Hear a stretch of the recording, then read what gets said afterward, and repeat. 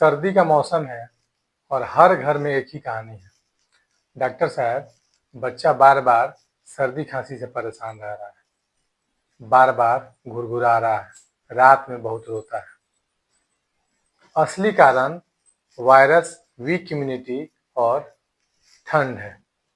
इसके साथ साथ पॉल्यूशन का भी अहम रोल है।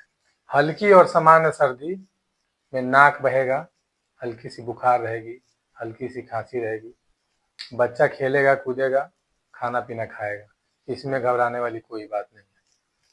सलाइन नेजल स्प्रे यूज कीजिए, दोनों नाक में ड्रॉप डालते रहिए।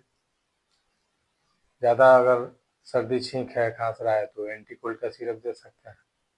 लेकिन ध्यान देने वाली स्थिति है, अगर खांसी बहुत ज़्यादा बढ़ जाए, 101, 102 डिग्री बुखार रहे, रात में खांसी ज़्यादा हो, बच्चा खाना पीना कम कर दे, इस कंडीशन में आपको निबलाइज करना है और बच्चे के डॉक्टर से जाके मिलना है। ये नहीं कि अपने से दवाई दे रहे हैं और जब केस खराब हो जाए तब डॉक्टर के पास पहुंचे, ऐसा बिल्कुल नहीं करना।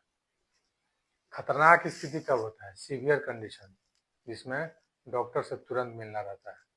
सांस तेज चलने लगेगा, छाती पूरा धस जाएगा, ऐसा सांस लेगा, लंबा लंबा सांस। सीटी जैसी आवाज, 102 से 104 डिग्री तक का बुखार अगर 2 दिन से ज़्यादा रहे, बच्चा बहुत सुस्त हो जाए, खाना पीना बंद कर दे, इस कंडीशन में डॉक्टर से तुरंत संपर्क करना जरूरी रहता है। अगर आपके पास कोई सुविधा न हो, रात का समय हो, डॉक्टर अवेलेबल नहीं हो, इन कंडीशन में आप निबलाइज कीजिए, डुओलिन बुडेसोनाइट NS का निबलाइज कीजिए, ब्रोंकोडायलेटर सिरप दे सकते हैं, बिलास्टिन का सिरप दे सकते हैं। अगर ज़्यादा बुखार है तो पैरासीटामोल की सिरप 15 mg पर kg बॉडी के अनुसार दे सकते हैं।